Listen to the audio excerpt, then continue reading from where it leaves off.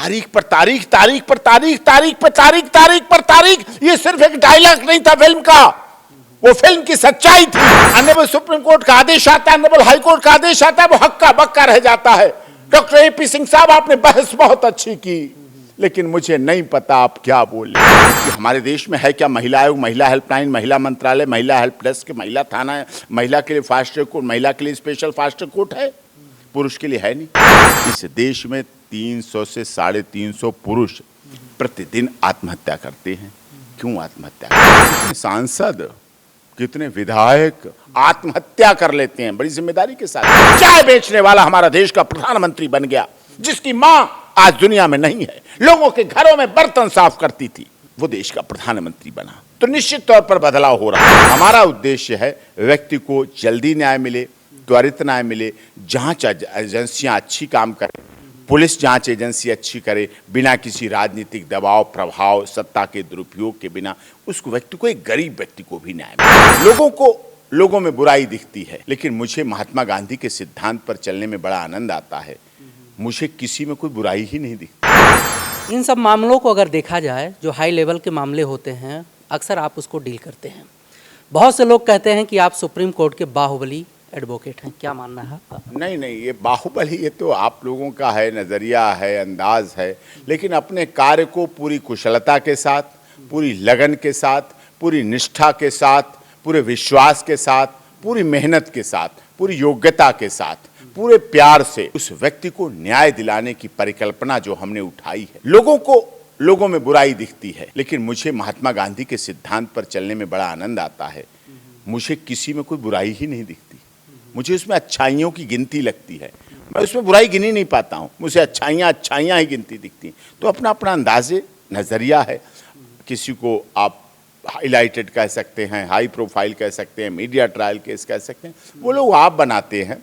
हमारा उद्देश्य है व्यक्ति को जल्दी न्याय मिले, त्वरित न्याय मिले, जांच एजेंसियां अच्छी काम करें, पुलिस जांच एजेंसी अच्छी करे, बिना किसी राजनीतिक दबाव, प्रभाव, सत्ता के दुरुपयोग के बिना उस व्यक्ति को, एक गरीब व्यक्ति को भी न्याय मिले। एक गरीब जो बेसहारा है, जो हैंडीकैप है, जिसके हाथ नहीं है, जो बोल नहीं पाता, जो गूंगा है, जो बहरा है, जो अंधा है, सुन नहीं पाता, देख नहीं पाता, क्या उसे इस देश में न्याय मिलने का अधिकार नहीं है? मेरा सपना है कि इस देश में हर उस व्यक्ति को न्याय मिले। बोलने वाले, पैसे वाले, धनबल वाले, जनबल वाले, बाहुबल वाले न्याय रूपी मकड़ी के जाल को तोड़ के घुस जाते हैं। छोटे छोटे कीड़े उसमें लटकते रह जाते हैं, चांद तोड़ मर जाते हैं। कितने लोग आज जेलों में ऐसे हैं जिन्हें जमानती न मिलने की वजह से, श्योरिटी न मिलने की वजह से, पर्सनल बॉन्ड न दे पाने की वजह से, प्रॉपर वकील न होने की वजह से, प्रॉपर प्रोसीडिंग न होने की वजह से, कोई उनका पैरोकार न होने की वजह से कितने लोग जेलों में हैं, जेलें भरी पड़ी हैं। उनके लिए कौन काम करेगा? विकलांगों की न्याय की बात हो, अपाहिज जो हमारे दिव्यांग अब बोला जाता है, उनकी न्याय की लड़ाई हो, महिलाओं की न्याय की लड़ाई हो, जो पत्नियां हैं, महिलाएं हैं, बहनें हैं, बेटियां हैं, बूढ़ी माएँ हैं, जिन्हें न्याय नहीं मिल पा रहा है। तारीख पर तारीख, तारीख पर तारीख, तारीख पर तारीख, तारीख पर तारीख। ये सिर्फ एक डायलॉग नहीं था फिल्म का, वो फिल्म की सच्चाई थी हमारे देश में।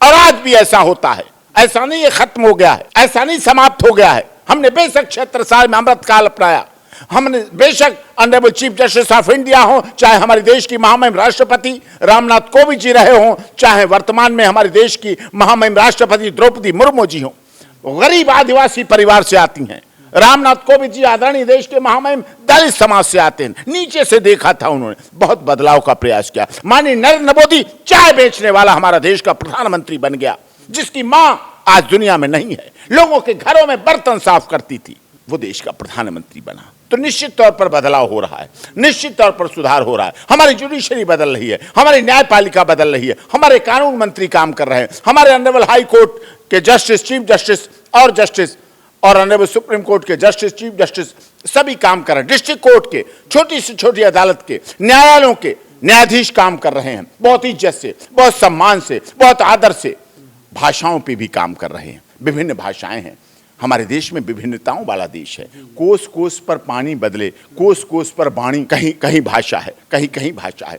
न्याय, मेरी एक बात और कहना है, मैं भाषा अभियान का भी रहा हूं, बहुत जुड़ा हुआ, मैंने देखा है उसमें, उसके द्वारा हमारे देश में 22 भाषाएं इंगित की गई हैं, 22 भाषाएं मुख्य रूप से। तो 22 भाषाओं में कोर्ट का काम हो, आदमी को उसको उसी की भाषा में अगर न्याय मिले, ऑनरेबल सुप्रीम कोर्ट का आदेश आता है, ऑनरेबल हाई कोर्ट का आदेश आता है, वो हक्का बक्का रह जाता है। डॉक्टर एपी सिंह साहब, आपने बहस बहुत अच्छी की, लेकिन मुझे नहीं पता आप क्या बोले, क्या नहीं बोला, क्या ये बोल दिया था, क्या मेरी ये बात बोल दी थी।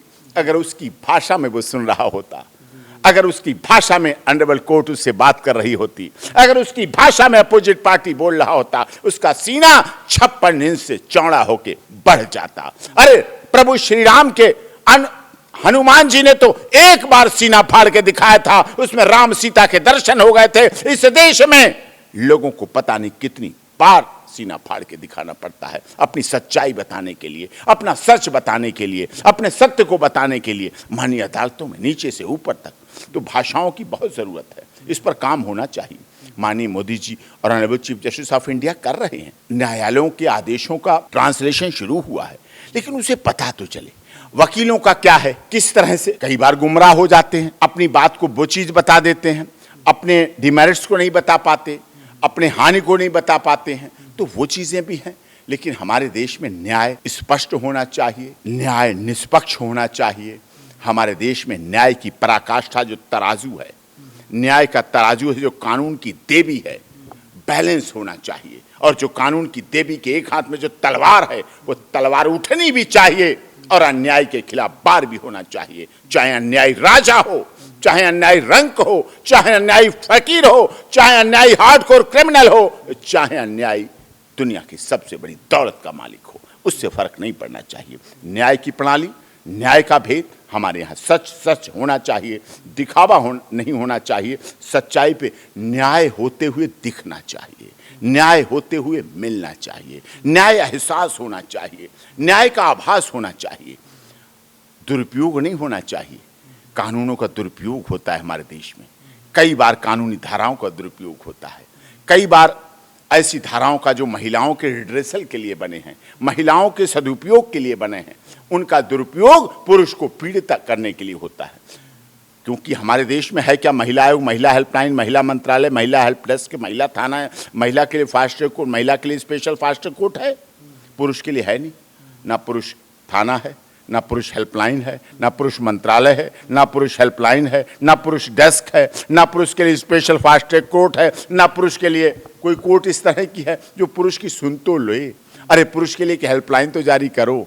इस देश में 300 से 350 पुरुष प्रतिदिन आत्महत्या करते हैं।